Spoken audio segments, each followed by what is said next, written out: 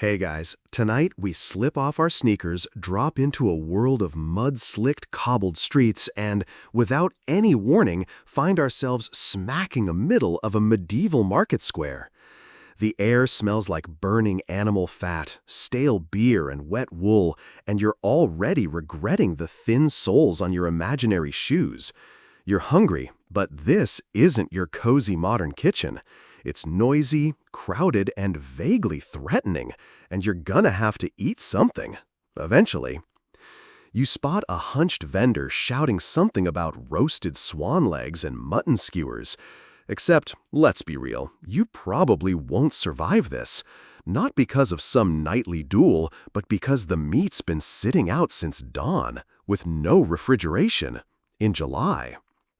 So, before you get comfortable, take a moment to like the video and subscribe, but only if you genuinely enjoy what I do here. Drop your location and local time in the comments too. I always love seeing where in the world we're all drifting off from.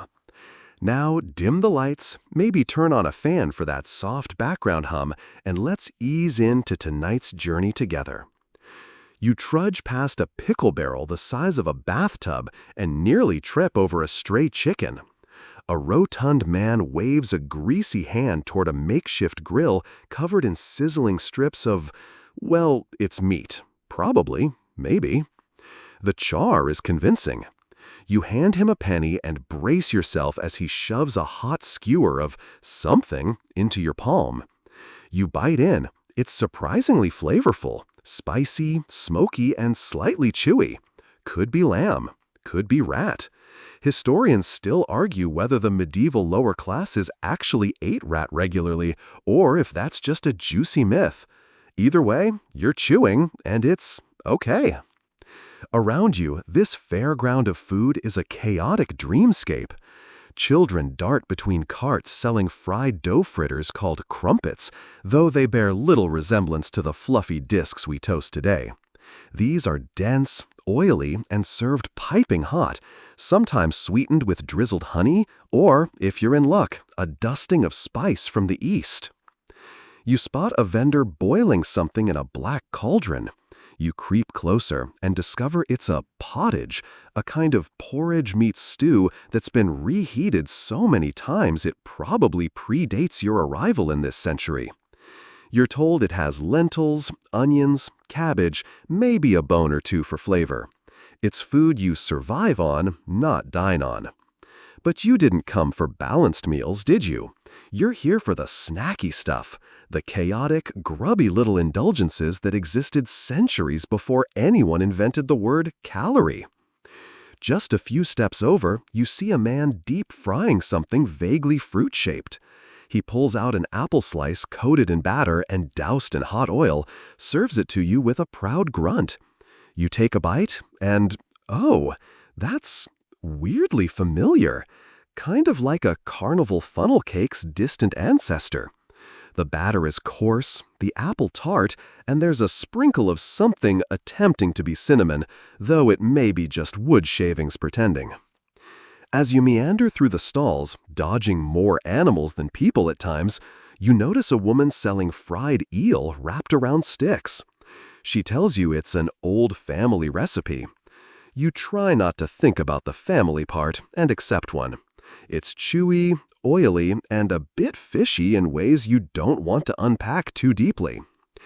Interestingly, many of these medieval snacks weren't made just to taste good. Most had practical uses.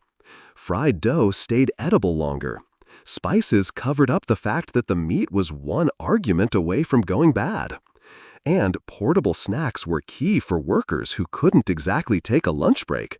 Ever tried eating a roast chicken while thatching a roof? Neither did they. Now you're standing by a table that looks suspiciously sticky.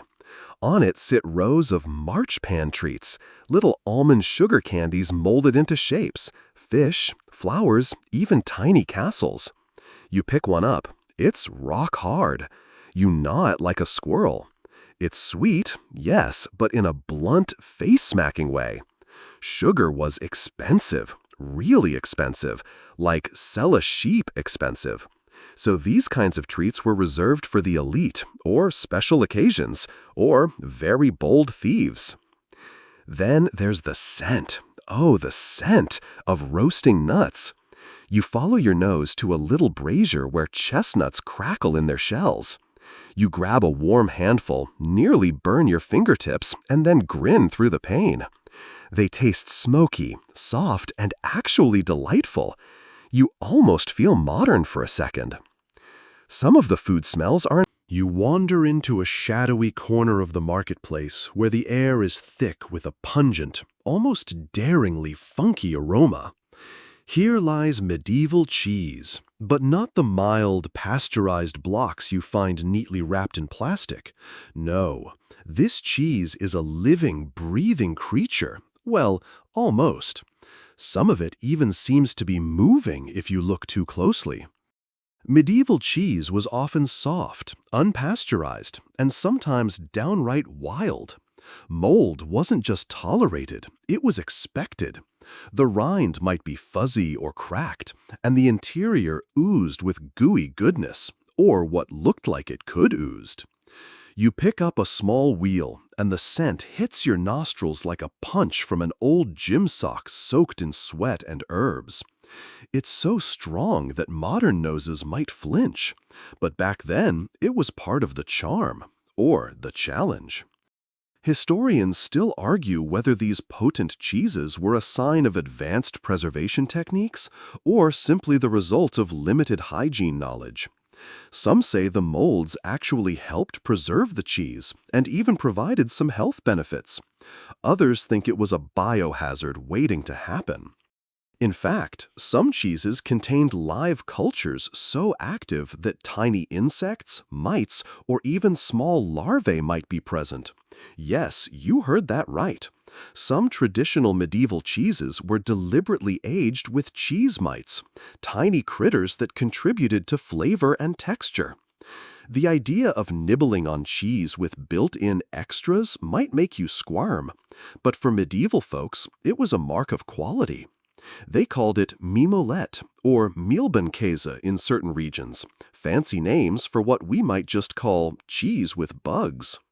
This lively cheese also played a social role. The stronger and smellier your cheese, the more you likely knew about fine foods, or you were just desperate. Peasants often had access only to bland curds or fresh cheeses, while wealthier tables displayed wheels of pungent varieties as signs of status. The texture varied wildly, from crumbly and dry to sticky and runny, and your fingers, inevitably sticky after handling a piece, reminded you that medieval cheese wasn't about neatness. Sometimes it was sold covered in ashes or herbs, coated to protect it from pests or to add another flavor layer. A quirky fringe fact: some medieval recipes called for soaking cheese in wine or spiced honey to mellow the intense flavors or to prepare it for cooking. Imagine a melted cheese dip, but one that might smell like a cave and taste like heaven, or a biohazard, depending on your tolerance. Despite its strong presence on the medieval table, cheese wasn't always loved. There are records of medieval physicians cautioning that too much cheese caused melancholy or even madness. Some recipes recommended eating it with wine or spices to balance its cold and moist nature in the body's humoral system, a medical belief system that assigned qualities like hot, cold, dry, and moist to foods and health. You pick up a piece of cheese, tentative but curious. The creamy texture spreads over your tongue, bursting with a salty, earthy punch. It's rich, a little funky, and unlike any cheese you've tried before.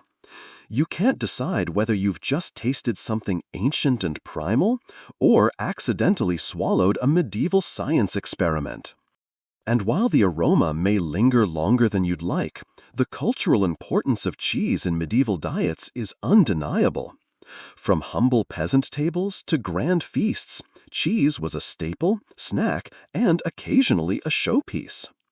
As you move away, still sniffing your fingers and wondering if you need to wash them in holy water, you reflect on how medieval food embraced the raw and the real, with less fuss about perfection than we have today. And just like that, you're ready for the next adventure. Perhaps something fishy, but definitely not boring. Morning breaks, and, bleary-eyed, you find yourself wondering what on earth people actually ate for breakfast in the Middle Ages. Spoiler alert, it's not the Instagram-worthy avocado toast you might hope for. Instead, your day kicks off with something that would make modern nutritionists frown hard enough to crack their kale chips. Picture this. You're handed a chunk of dense, coarse bread, not the fluffy artisan kind, but a heavy, gritty loaf baked from whatever grain was on hand, often rye or barley. It's sometimes so tough you could almost use it to hammer a nail.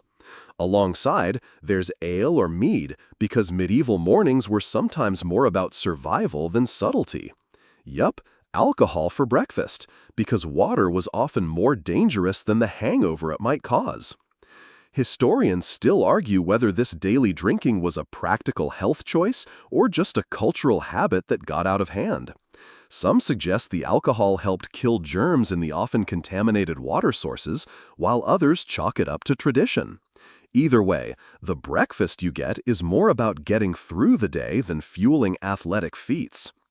You nibble on your bread, washing it down with the slightly sour, yeasty ale.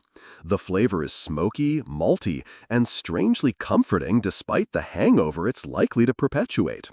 Mead, a honey-fermented drink, is sweeter and a bit thicker, sometimes enjoyed by those with a little more coin in their pockets. For most people, breakfast wasn't a distinct meal, but rather a quick bite to stave off hunger until the main meal, usually lunch or dinner. The rich might eat leftovers or more elaborate porridges sweetened with honey and dried fruits, but for the working class, it was bread, ale, and whatever scraps remained. An intriguing detail: in some regions, people started the day with a slab of cold cheese or salted fish. It sounds like a cruel prank, but it provided protein and was easy to store.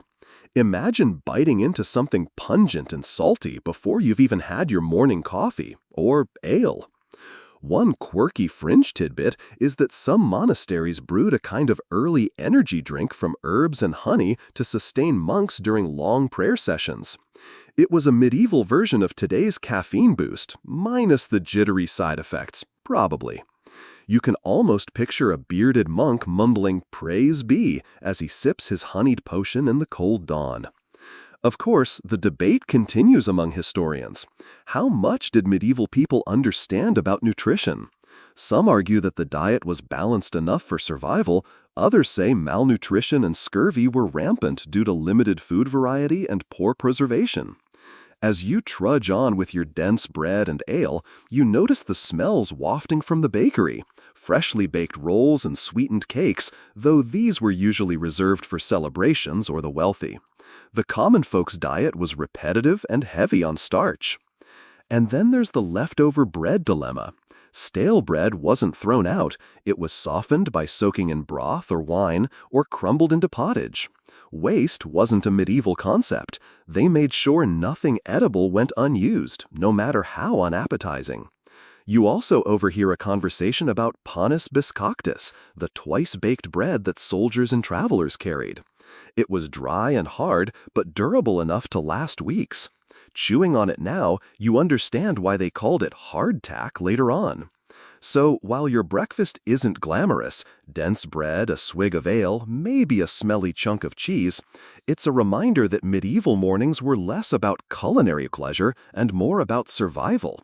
Not quite the breakfast of champions, but definitely the breakfast of gritty, mud-splattered peasants and monks alike. As you swallow the last bite, you brace yourself for the day ahead. Because while this breakfast fuels the body, you're about to discover that medieval food, and junk food in particular, is as much about culture, ritual, and survival as it is about taste. You wipe your greasy fingers on your sleeve and grab that meat pie you've been eyeing. It looks like a tidy golden fortress, crust thick enough to double as armor, and an aroma promising warm, meaty goodness inside. You bite in, expecting a hearty meal, but what you get is a curious blend of flavors and textures that doesn't quite match the picture on the front of the vendor's ragged sign. Medieval pies were a bit like the original mystery boxes. The crust wasn't just edible pastry, it was a durable container designed to keep food inside and hands outside. No forks, remember? This crust, called a coffin, was often so tough it could double as a blunt weapon in a pinch. You might expect flaky, buttery layers, but nope, this was dense, dry, and frankly, more like cardboard with a side of grit. Think of it as the Tupperware of its day, not a delicacy. Inside, the filling was a hodgepodge. Meat, sure, but also offal, scraps, bits of vegetables, and sometimes suspicious bits of mystery you'd rather not identify. The wealthy might enjoy pies stuffed with refined cuts of meat, but for most folks, a pie was a convenient way to consume whatever was on hand. Historians still argue whether these pies ever truly tasted good or were merely a necessary survival strategy. But here's the twist. Sometimes the pies were deceptive marketing masterpieces. You might bite into a beef pie only to discover it's mostly onion, fat, and something vaguely gelatinous. Vendors were notorious for padding their pies with fillers to stretch expensive ingredients, kind of like the medieval version of a fast food value meal. Expect less tasty and with more chance of indigestion. And the filling? Well, some pies included ingredients you wouldn't expect. Fish heads, mutton lungs, or even, wait for it, dried horse meat. It's not just urban legend. Horse meat made appearances, especially when other meats ran scarce. You probably didn't ask where that beef came from. You chew thoughtfully. The flavor is muted, dominated by the overwhelming crust that threatens to chip your teeth. The mix inside is heavy on onions and herbs, often rosemary or sage, meant to mask any unfortunate notes in the meat. That said, medieval cooks knew a thing or two about seasoning. They had access to a dizzying array of spices, many imported at great cost from faraway lands, though such spices were typically reserved for the wealthy. Speaking of spices, some pie recipes called for combinations that sound strange to us. Pepper mixed with frankincense or powdered cinnamon added to meats. It was a flavor profile that might seem discordant today, but back then, spicy was synonymous with fancy. So if your pie smelled like a Christmas market on fire, that was a sign of class. There's also a quirky side note. Some pies were filled with live birds. Yes, you heard that right. The live bird pie was a dramatic centerpiece at feasts, where tiny birds would fly out when the crust was cut open, much to the amusement or horror of guests. It was part culinary spectacle, part entertainment, definitely not your average street food. As you digest this, the street around you buzzes with chatter and the clink of coins. Vendors shout their wares, competing with the occasional braying mule or bleating goat. You notice that not all pies are the same. Some are baked in communal ovens that add a smoky tang, while others are cooked in earthen pots sealed with dough. But a persistent question lingers in food historian circles. Was the medieval pie truly a food for all, or was it mostly for show? Some argue pies were practical for workers and travelers alike. Others say they were a symbol of wealth and festivity, their rich fillings a rare treat. You glance around for your next nibble, still feeling the pie crust crunching between your teeth, and wondering if you just swallowed a tiny shard of ceramic. Or was that just a stubborn bit of crust? Whatever it was, it's part of the adventure. The medieval meat pie, with its thick crust and mysterious filling, wasn't just food. It was survival, spectacle, and sometimes downright deception, all baked into one. You drift toward a noisy, bustling street corner where vendors hawk their wares with cries sharp enough to cut through the morning fog. Among the enticing smells and raucous calls, you spot the medieval equivalent of fast food. Fried snacks, battered meats, and pastries sold for a quick bite on the go. This was the street food of the day, the medieval junk food that filled hungry bellies and fueled long workdays. Medieval fried foods were surprisingly popular, especially in cities and towns where markets and fairs thrived. The oil and fat used for frying were often recycled animal fats, duck, goose, or pork, because vegetable oils were rare and expensive. This recycling meant that the fried treats had a unique, sometimes pungent flavor that modern palates might find challenging, but that medieval eaters embraced as normal. Think of fried fish fingers, but instead of neat, processed fillets, you get hand-cut chunks of fish or meat dipped in a batter of flour and eggs, then plunged into bubbling fat until golden and crisp. The result is indulgent, oily, and incredibly satisfying, especially when eaten hot and fresh. Of course, hygiene wasn't exactly a priority, so these treats came with a side of risk, but medieval street food was more about convenience than cleanliness. A quirky side note, some fried snacks included insects or small animals.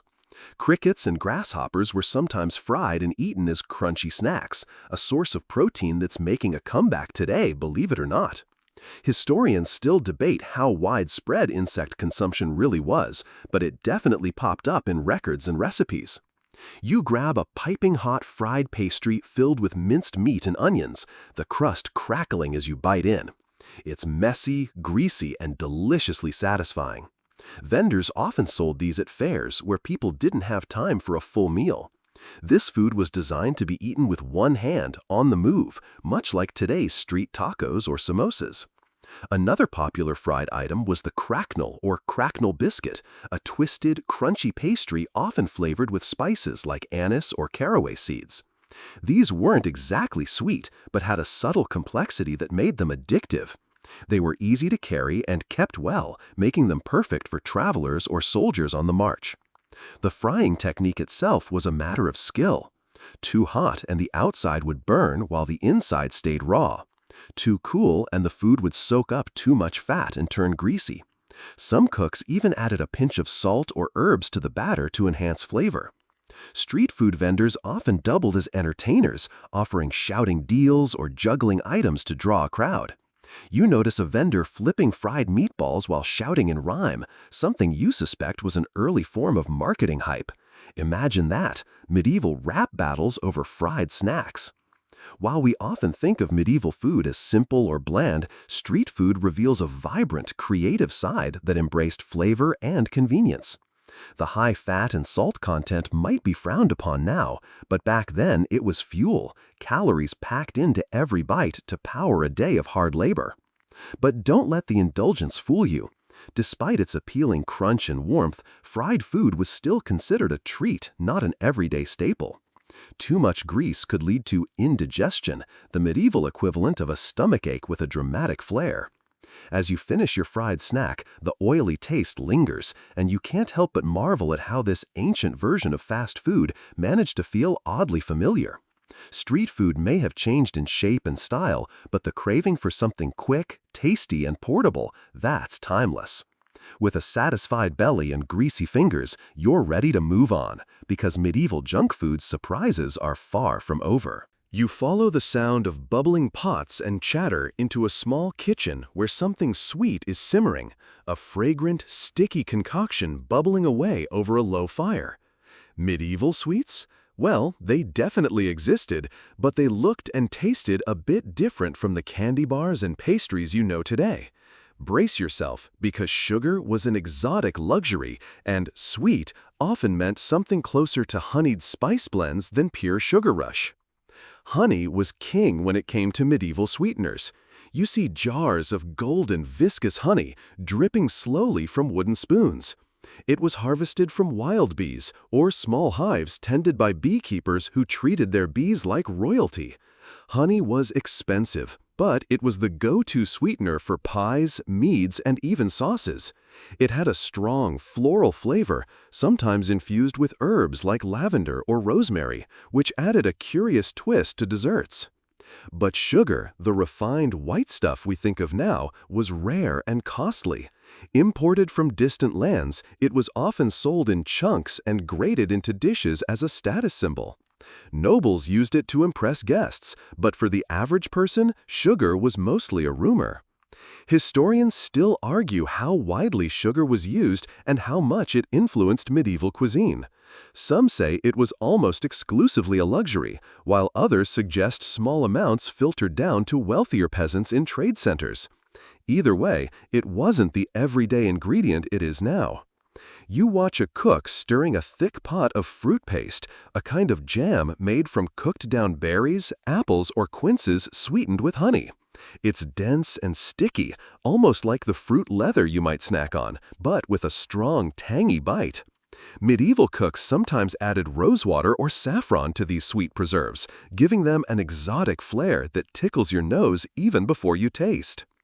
A quirky detail you overhear: in some recipes, dried flowers or even ground almonds were added to sweet dishes for texture and aroma. Almonds were highly prized, and their paste was an early version of marzipan. If you're lucky, you might find a sweet pie or tart made with almond paste, a treat reserved for feasts. Candied fruits were also popular, especially among the wealthy.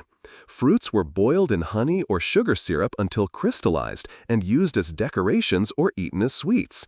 It was an early form of candy that required patience and skill, a medieval slow cooker's delight. You try a spoonful of the fruit paste, and the burst of sweetness surprises you. It's tart, sticky, and fragrant with a hint of spice, cinnamon, or perhaps clove, both prized spices imported at great expense. These spices were sometimes used to mask the flavor of less than fresh ingredients, a medieval flavor trick that historians still debate. And then there's the humble spice cake. Dense, dark, and heavy with dried fruits and nuts, it was often made without much sugar, but flavored with cinnamon, ginger, and nutmeg. This cake isn't light and fluffy, it's chewy and hearty, a perfect complement to a cup of spiced wine or mead. Interestingly, you find a stash of marchpane, the medieval precursor to marzipan. It looks like a sweet dough, but is made mostly from almonds and sugar, often molded into decorative shapes for festivals. A fascinating combination of art and dessert. Meaningful treats weren't just about taste, they carried meaning. At weddings, births, and celebrations, sugar and honey confections symbolized wealth and prosperity. The more elaborate the sweets, the higher your social standing, or at least your ambition. As you savor the sticky sweetness, you realize medieval sweets were more than simple desserts. They were cultural statements, diplomatic gifts, and at times a hopeful reminder that life could be sweeter despite all the grit. Ready for your next taste adventure? Because medieval junk food has just gotten sweeter, and we're far from done. You step closer to the river market stalls where the scent of fish mingles with the less charming whiff of drying nets and salty river mud. Fish was everywhere in medieval diets, especially for those who lived near waterways or had to abide by religious fasting rules that forbade meat on certain days. But fish wasn't always fresh or pretty. In fact, medieval fish could be as quirky and questionable as any street food today. The first thing you notice is the sheer variety. Fresh fish, salted fish, smoked fish, dried fish, pickled fish. If it lived in the water, medieval vendors probably found a way to preserve it for months. Cod, herring, eel, and even the dreaded lamprey all made appearances. The latter was a delicacy for kings, despite looking like a slippery, toothy nightmare. Preservation was key. Without refrigeration, salt and smoke were the only options. Salted fish could last for months and were a staple for sailors and soldiers. Sometimes the salt was so heavy you might as well have been chewing on the sea itself. You try a piece of dried cod. It's chewy, tough, and salty enough to make your eyes water. Not the kind of snack you'd want to eat often, but when you're hungry and short on options, it does the trick. Interestingly, historians still argue whether medieval fish consumption was mainly about necessity or taste. Some say people genuinely enjoyed the flavors, especially of smoked eel and fresh river fish, while others think it was just a dietary obligation, especially during Lent or other fasting periods. One quirky tidbit: fish paste was a common spread, made from crushed fish mixed with herbs and vinegar. It sounds like a medieval version of today's fish sauces or pâtés, but was often less refined and more pungent. Some recipes called for mixing fish with a little cheese or nuts to soften the flavors, an early example of fusion cuisine, perhaps? You watch a vendor skillfully gutting eels, their slick bodies writhing like small snakes. Eel was prized, often roasted on spits or fried. The texture was firm, the flavor rich and earthy, but the smell was a bit overwhelming for anyone not used to it. And here's a strange fact that might surprise you. In some coastal towns, people ate raw fish, much like modern sushi or sashimi. Except medieval raw meant freshly caught, rinsed in salt water, and sometimes dipped in vinegar or wine. It wasn't everyone's cup of mead, but it was considered a delicacy by some. Fish bones, however, were a problem. Medieval eaters didn't have the luxury of fillets and boneless cuts. You had to navigate your meal carefully, picking out tiny bones with your fingers or teeth. Many a medieval diner left the table with a sore mouth or a telltale fish bone lodged in a throat. The religious aspect of fish consumption can't be overlooked either. Fasting days and holy observances mandated abstinence from meat, boosting fish's importance. Fish vendors thrived in cities during Lent, and festivals often centered on fish dishes. It was both spiritual and practical. You take a bite of smoked herring, the smoky, oily richness filling your mouth. It's salty and dense, a perfect partner for the coarse bread you've come to rely on. Despite its strong taste, you can't deny the charm of these riverbank delicacies. So while medieval fish might not be the fresh fillet you get at a fancy restaurant, it was an essential and surprisingly varied part of everyday life. Sometimes delicious, sometimes daunting, but always vital. And now, with the smell of smoked fish fading from your clothes, you're ready to dive into the next bite of this curious culinary adventure. You find yourself drawn to a shadowy stall where something strange is bubbling in a large cauldron, a thick, dark, aromatic stew that promises a break from the usual dry breads and fried bits. Welcome to the world of medieval pottage, the ultimate comfort food, and yes, a kind of medieval junk food that was as messy as it was essential. Pottage was a thick, hearty stew, simmered for hours or even days, often made from whatever was on hand. Vegetables, grains, scraps of meat or fish, herbs, and sometimes legumes, all thrown into the pot and cooked into a thick slurry it could feed a whole family or even a village. It was often eaten with chunks of bread, which doubled as both utensil and side dish. You lift a spoonful. The smell is earthy and strong, the consistency somewhere between soup and porridge. It's warm and filling, though the texture can be mushy or lumpy depending on the ingredients. Pottage wasn't fancy, but it was reliable, cheap, and adaptable, qualities highly prized when your next meal wasn't guaranteed. Historians still debate just how much pottage varied between classes. The poor likely ate a mostly vegetable version with occasional meat scraps, while the wealthy enjoyed pottages with rich broths, spices, and rare ingredients. In some regions, pottage was so thick it could be sliced and fried later, a medieval version of leftovers and convenience food. One quirky tidbit: some pottages included odd ingredients like crushed eggshells or ground bones, not for flavor but as a source of calcium or simply to bulk up the meal. The idea of eating your calcium might make you cringe, but for many medieval people, it was practical nutrition.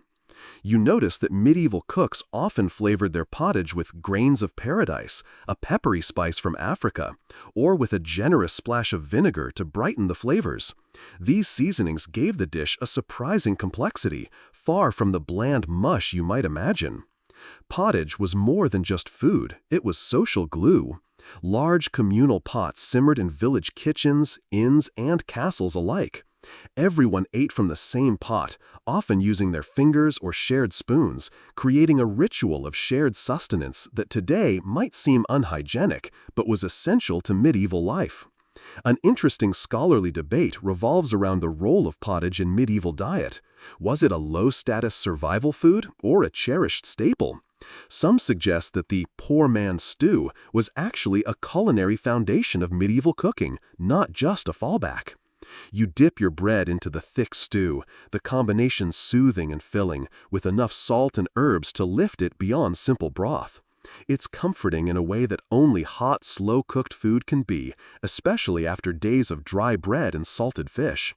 And if you think of pottage as boring, think again. This was medieval junk food's unsung hero. Easy to prepare, endlessly adaptable, and incredibly satisfying after a long day's work or travel. As the warmth of the stew spreads through your body, you realize that medieval junk food wasn't all fried pastries and funky cheeses. It had its soulful side too. Ready to explore more medieval culinary curiosities? Because the next stop might just surprise your taste buds again. You wander into a bustling tavern filled with the low murmur of conversation, the clinking of wooden mugs, and the warm, yeasty scent of fermented grains. Drink was a huge part of medieval life, sometimes more important than the food itself. And the options were far more varied and surprising than you might guess. Ale, beer, mead, wine, cider, and even small beer made up the medieval beverage lineup, each with its own quirks and cultural significance. Ale was the staple drink for many, especially the lower classes. It was brewed locally, often in household kitchens, and was weaker than modern beer, usually low in hops because the hop cultivation we know today was just starting. You try a sip of the ale, warm and slightly sour, with a grainy bitterness that lingers on your tongue. It's refreshing and filling, almost like a liquid bread. Small beer, a watered-down version of ale, was consumed throughout the day, even by children, because it was safer than often contaminated water. Wine was the drink of the rich and the clergy. Imported from France, Spain, and the Mediterranean, it was enjoyed at banquets and religious ceremonies. But unlike today, medieval wine was often spiced and sweetened with honey or sugar. A curious example is Hippocras, a mulled wine infused with cinnamon, cloves, and ginger, served warm and sweet, an ancient version of spiced wine or mulled cider. Historians still argue whether drinking alcoholic beverages was primarily a social habit or a practical necessity due to poor water quality. It's likely a bit of both, safe hydration combined with festive and religious traditions. You overhear a vendor boasting about his mead, a honey-based alcoholic drink with a sweet, floral aroma and a warming finish. Mead was popular in Northern Europe and associated with celebration and ritual. Some recipes even included herbs and spices, adding layers of flavor and medicinal claims. A quirky fact, some medieval brewers added strange ingredients like nettles, herbs, or even wormwood to their brews, experimenting with flavors and supposed health benefits. Not all were successes, and you can imagine the adventurous or desperate faces of those who tried these brews. Cider was another popular drink, especially in England and Normandy, made from fermented apples. It ranged from sweet to dry, often cloudy, with a tangy snap that paired perfectly with hearty food. Beer and ale brewing was often a woman's job, especially in rural areas, with brewsters managing the process at home. This role was vital and respected, as good beer could mean the difference between health and sickness. You take another sip of the ale, noticing the slight fizz and earthy undertones. The warmth spreads inside you, chasing away the chill and the day's hunger pangs. Medieval drink wasn't just about quenching thirst, it was about community, celebration, and sometimes survival. As you sit back, the warm mug in your hands feels like an ancient connection to countless others who raised their glasses before you, sharing stories, gossip, and the occasional drunken misadventure. And just as you think you've had enough of medieval drinks, the night's adventures promise more surprises ahead. You now stumble upon a small, dimly lit corner where a curious pile of snacks and nibbles awaits. These are the medieval equivalent of salty munchies and odd delicacies that you'd never find on a supermarket shelf today. These were the little treats people grabbed between meals or shared at gatherings, some surprisingly familiar, others downright strange. Nuts and seeds were popular snacks, especially almonds, walnuts, and hazelnuts. They were eaten raw, roasted, or ground into pastes for sauces and sweets. Nuts added crunch and protein to the diet, and their long shelf life made them perfect for travel or storage. A strange favorite was powdered sugar mixed with spices and nuts, forming a crumbly, fragrant mix eaten as a quick energy boost. The idea of spiced sugar might sound fancy, but medieval folks considered it a practical pick-me-up. Dried fruits like raisins, currants, figs, and dates were common snacks too, often stuffed into pastries or eaten plain. These fruits were imported from the Mediterranean and the Middle East, which made them luxury items but increasingly available in cities and trading hubs. Historians still debate how widespread the consumption of such snacks was among the lower classes. Some suggest dried fruits and nuts were reserved for the wealthy, while others argue that local versions were common enough. One quirky tidbit: marchpane or marzipan wasn't just a dessert, but also a medicinal item, believed to aid digestion and calm the nerves. Eating sweets for health sounds like a modern idea, but medieval medicine often mixed food and healing. You spot a vendor offering spiced beef, thin strips of dried, salted meat rubbed with pepper and cinnamon, a sort of medieval beef jerky. It's savory, a little sweet, and surprisingly tender. Such snacks were essential for travelers and soldiers who needed portable protein. Another oddity is the mallow, a marshmallow root candy originally made from the sap of the mallow plant before the modern sugary marshmallow was invented. It was chewy, sticky, and lightly sweet. Imagine the first ever gummy bear. You grab a handful of spiced nuts and dried fruit, the mixture crunchy, sweet, and slightly spicy. It's the perfect nibble to accompany the ale you sipped earlier. These snacks weren't just about flavor, they were about nourishment on the go. The saltiness of the nuts balances the sweetness of the fruit, a flavor combo still popular today. Medieval junk food really knew how to keep things interesting, even without the fancy packaging and logos. As you munch, you reflect on how these simple snacks bridged the gap between heavy meals and helped sustain people through long days of work, travel, or feasting. And with your hands full of these curious tidbits, you're ready to see what medieval desserts have to offer next, because we're just getting started with the sweet side of junk food. You drift toward a quiet hall where the air is thick with the scent of baked goods and spices, an ancient bakery at work crafting medieval pastries and cakes that were both celebration and sustenance. These treats might be the closest relatives of today's junk food desserts, though their texture and flavor often diverged in unexpected ways. Medieval pastries were usually made from coarse, dense doughs. Think more rustic than flaky or buttery.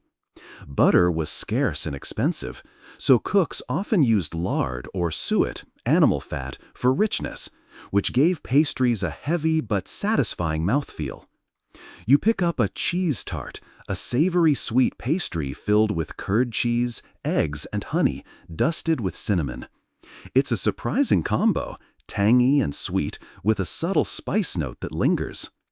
Cakes in the Middle Ages were often fruit cakes, dense, moist, and packed with dried fruits and nuts soaked in wine or honey. These cakes didn't rise like modern ones. Instead, they were sturdy and filling, designed to last for days or weeks. The dark color comes from molasses or caramelized sugar substitutes, and spices like ginger and cloves gave them a warm kick. An interesting tidbit is that medieval cakes were sometimes iced with a glaze made from egg whites and sugar or honey, a labor-intensive process that created a shiny, sweet crust. Such decorations were signs of wealth and festive spirit, especially at weddings or church feasts. Historians still argue about the origins of certain pastries and cakes.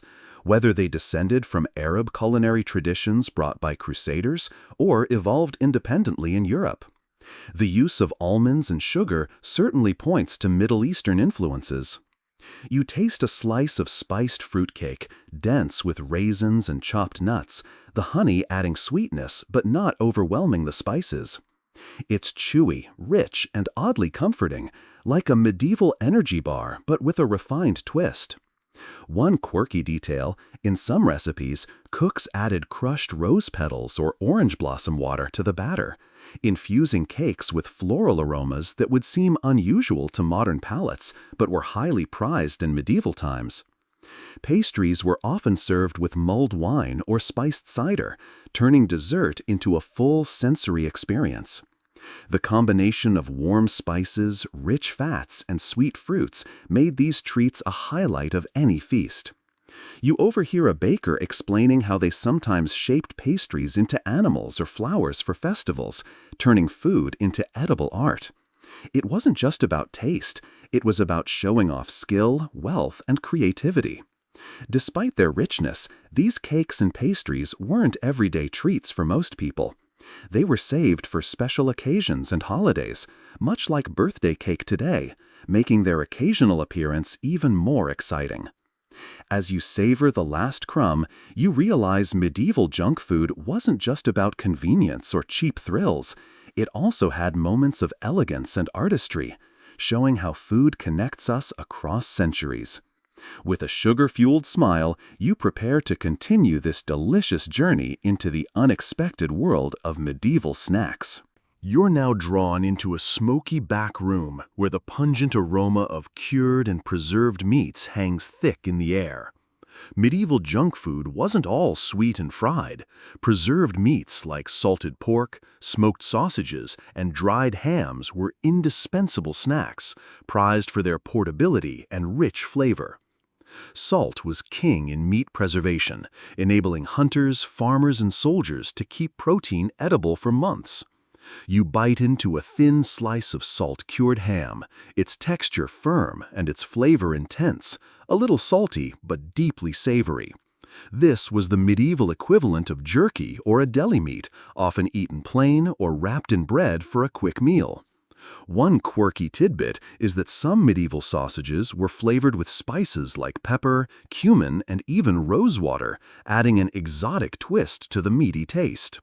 These spices came at a high price, so their presence hinted at wealth or special occasions. Historians still debate whether the heavy saltiness of preserved meats was purely practical or if it was actually preferred, with some suggesting that medieval palates developed a taste for stronger, saltier flavors than we might expect. You notice that not all preserved meats were made equal.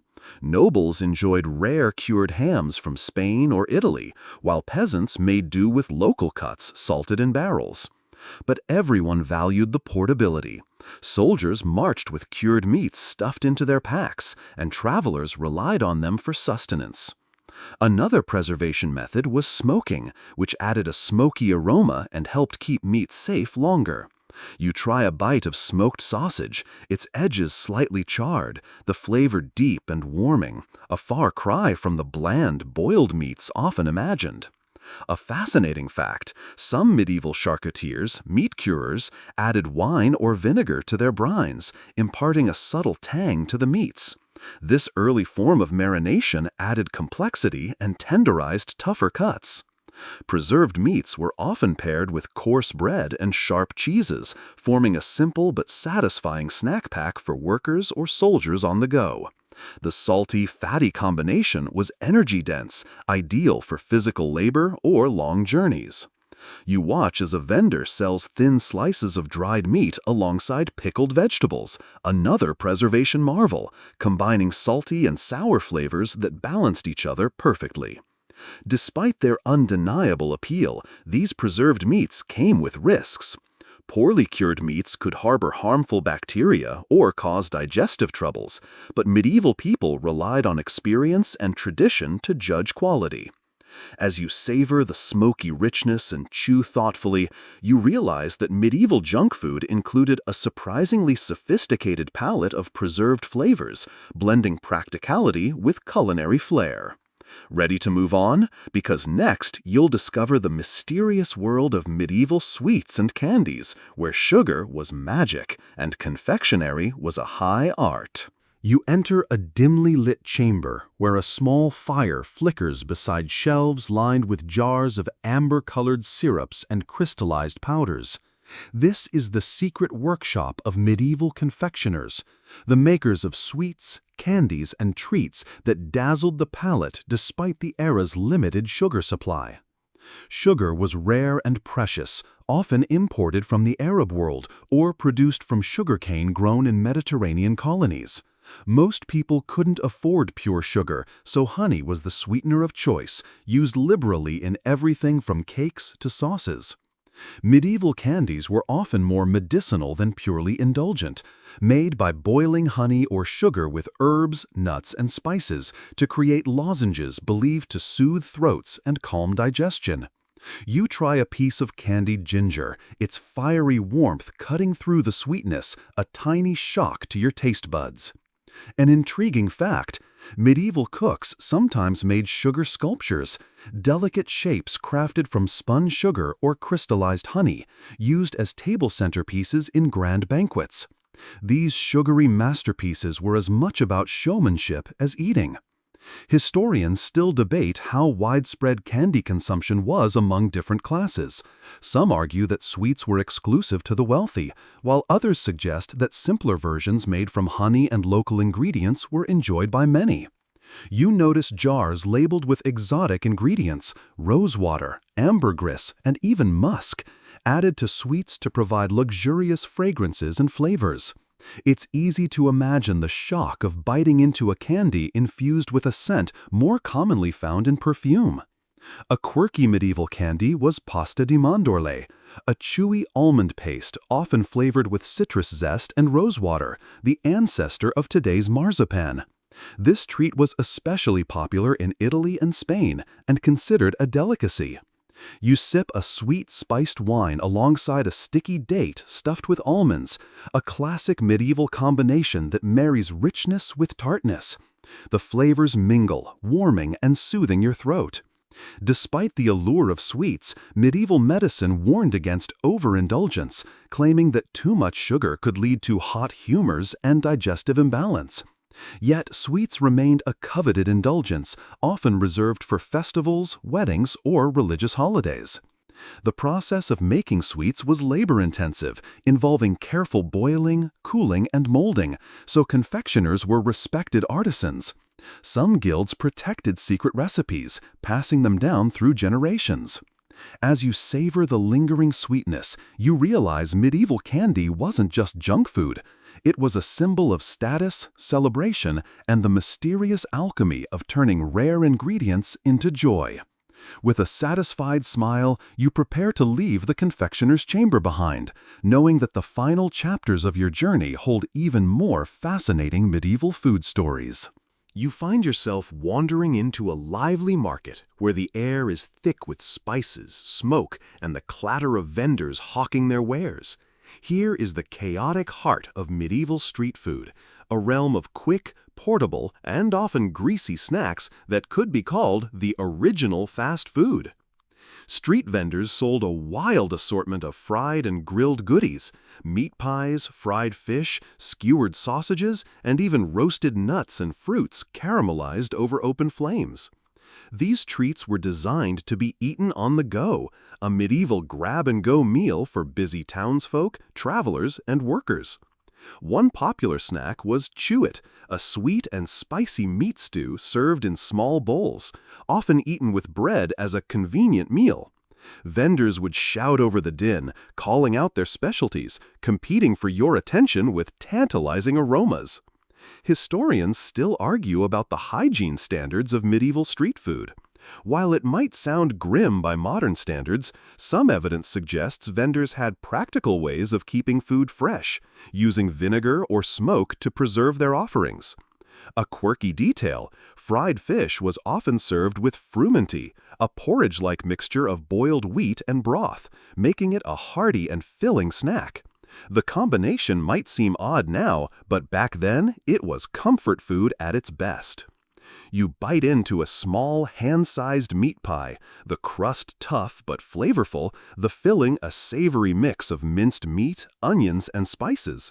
It's greasy, warm, and satisfying, the kind of food you'd wolf down after a long day of market errands or festival celebrations. Street food was the great social equalizer. Nobles might sneer at the vendors, but everyone from peasants to priests enjoyed these snacks, especially during fairs and gatherings. It was food for the moment, quick and inexpensive. Some vendors specialized in more unusual items, like black pudding, a spiced blood sausage, or fried brains and offal for the adventurous eater. These items remind you of how medieval tastes didn't shy away from what modern eaters might call exotic. You watch a vendor skillfully toss fried donuts coated in honey and sesame seeds, their sticky sweetness contrasting the savory options nearby. These treats were especially popular during carnival seasons and religious festivals. Despite the rustic nature, medieval street food culture was vibrant and inventive, catering to every taste and budget. It was food designed for movement and survival, often eaten standing, walking, or during quick breaks from work. You finish your meat pie with a sip of ale, the flavors melding perfectly. The energy buzz of the market surrounds you, and you realize that medieval junk food was about more than just taste. It was about life's messy, delicious moments. The next and final section awaits, where we'll wind down this savory, spicy journey into the world of medieval junk food. As the market noise fades behind you, you find a quiet bench beneath a towering oak tree, the late afternoon sun filtering softly through the leaves. It's time to unwind and reflect on the curious world of medieval junk food, the snacks, sweets, and savory bites that fueled centuries of lives, celebrations, and stories.